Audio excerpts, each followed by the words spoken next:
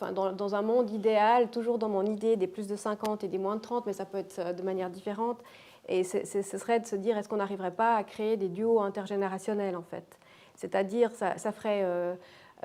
c'est une win-win situation dans le sens où on aurait des gens qui sont très proches de la retraite ou que certaines entreprises, malheureusement, ne gardent pas parce qu'ils ont l'impression qu'ils sont plus agiles.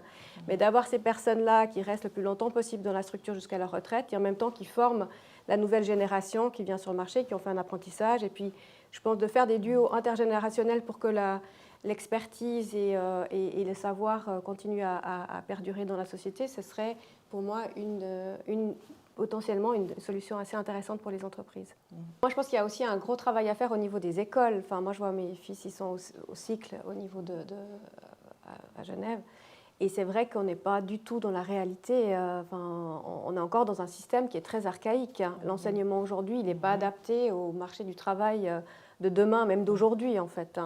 Et j'ai l'impression qu'on a des discussions parallèles avec eux entre ce qu'ils pensent être le monde du travail, ce qu'on leur apprend à l'école et la réalité. Par rapport à l'apprentissage, moi, je trouve que c'est extraordinaire ce que vous faites. Mais il y a encore des sociétés qui sont snobs par rapport à des gens qui ont fait qu'un apprentissage.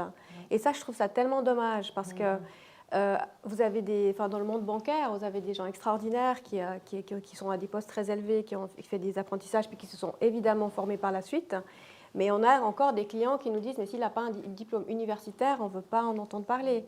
Donc je trouve que c'est des choses qu'on ne devrait plus entendre en fait aujourd'hui dans le monde de la banque ou ailleurs en fait.